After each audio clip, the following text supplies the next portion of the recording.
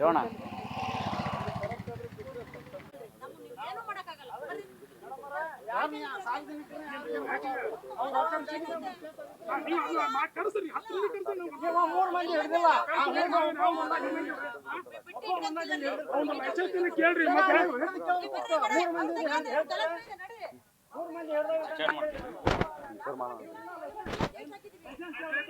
Sir sir ನೀವು ಸರ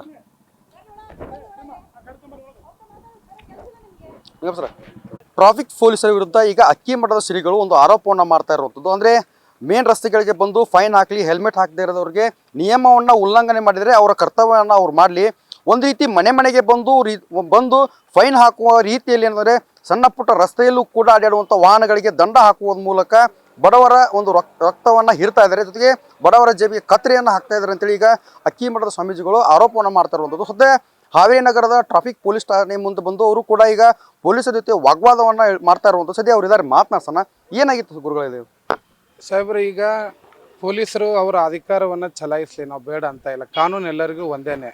ಬಡವರು ಇಲ್ಲಿ ಅಕ್ಕಪಕ್ಕ ಓಣಿಗೆ ಹೋಗ್ಬೇಕಾದ್ರೂ ಕೂಡ ಹೆಲ್ಮೆಟ್ ಬೇಕು, ಅದು ಬೇಕು ಅಂತ ಹೇಳಿ ಬೆಳಗ್ಗೆ ಈ ರೀತಿ ಮಾಡ್ತಾ ಇರೋ ಸ್ವಲ್ಪ ತೊಂದರೆ ಆಗ್ತಾ ಇದೆ ಸಾಹೇಬ್ರೆ. ಹೀಗಾಗಿ ಸ್ವಲ್ಪ ಅವರಿಗೆ ಅವಕಾಶ ಕೊಡಿ ಅಂತ ರಿಕ್ವೆಸ್ಟ್ ಮಾಡಿದ್ವಿ, ಅಷ್ಟೇ ಬಿಟ್ಟರೆ ಮತ್ತೇನಿಲ್ಲ ಅನ್ನುವಂಥದ್ದು.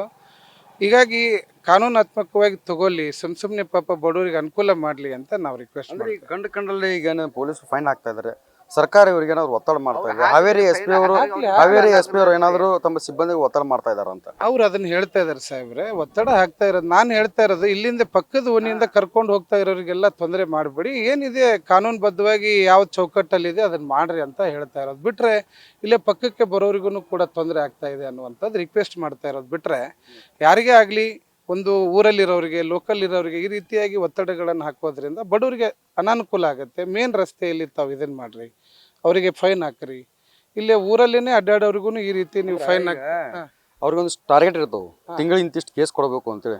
ಆ ಟಾರ್ಗೆಟ್ ಅನ್ನು ರೀಚ್ ಮಾಡಲು ಪೊಲೀಸರು ಕಂಡು ಕೇಸ್ ಹಾಕ್ತಾರ ಅಂತ ಅಲ್ಲ, ಮೇಲಿನ ಅಧಿಕಾರಿಗಳ ಇನ್ಸ್ಟ್ರಕ್ಷನ್ ಏನಿರುತ್ತೆ ಪಾಪ. ನಾವು ಕೆಳಮಟ್ಟದ ಪೊಲೀಸರಿಗೆ ಮಾತನಾಡಕ್ಕೆ ತಯಾರಿಲ್ಲ. ಯಾರೇ ಆಗಲಿ ಕೆಳಗಿನವರು ಮೇಲಿನ ಆದೇಶದ ಪ್ರಕಾರ ಮಾಡ್ತಾ ಇರ್ತಾರೆ. ಮೇಲಿನವರು ಕೂಡ ಇದನ್ನು ಸೂಕ್ಷ್ಮವಾಗಿ ಅರ್ಥ ಮಾಡಿಕೊಂಡು, ಮೊದಲೇ ರೈತರ ಪರಿಸ್ಥಿತಿ ಕಷ್ಟ ಇದೆ. ಸಾಮಾನ್ಯವಾಗಿ ಈಗ ಏನಿಲ್ಲ, ನಮ್ಮ ವಕೀಲ್ ಇಲ್ಲೇ ಕೋರ್ಟಿಗೆ ಬಂದಿದ್ದು, ನಮ್ಮ ಹುಡುಗ ಒಂದು ಸಹಿ ಮಾಡೋದಿದೆ ಬಾ ಅಂತ ಹೇಳಿ ಕರ್ಕೊಂಡು ಅವನು ಬರ್ತಾ ಇದ್ವಿ.